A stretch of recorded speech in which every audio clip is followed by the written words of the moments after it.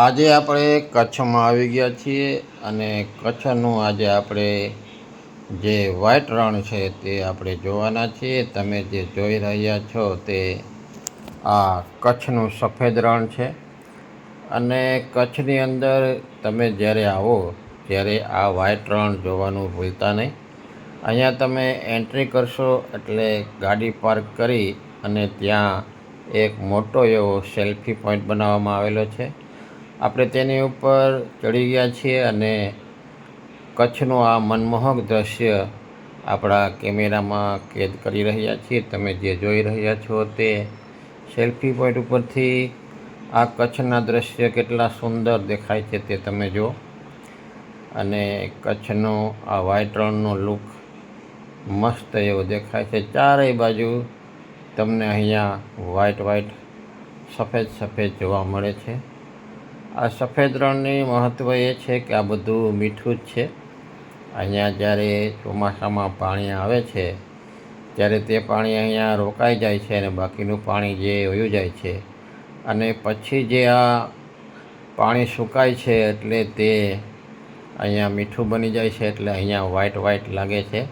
અને આ ત્યાંથી આવવાનો રોડ છે. તમે જે જુઓ છો તે સામેથી કચ્છના રણની અંદર આવવાનો એ રોડ છે અને આ એનો મસ્ત મજાનો એવો વ્યૂ છે. તો આપણી ચેનલને સબસ્ક્રાઈબ કરજો અને હું તમને હવે અહીંથી 1 કિલોમીટર અંદર લઈ જઈશ, જે તમે ત્યાંથી બેસીને પણ જઈ શકો છો અને ચાલીને પણ તમે જઈ શકો છો. તો આપણે તો બેસીને ત્યાં જશું અને આ તમે જોઈ રહ્યા છો તે સેલ્ફી પોઈન્ટ છે. અને આપણે અંદર આ જે ઘોડાગાડી છે તેમાં બેસીને આપણે અહીંયા આવી ગયા છીએ. આને કચ્છની રણની અંદર વ્હાઈટ રણની અંદર 1 થી 1.5 કિલોમીટરના અંતરે આગળ આવેલી છે. ત્યાંથી તમે અહીંયા આવી શકો છો.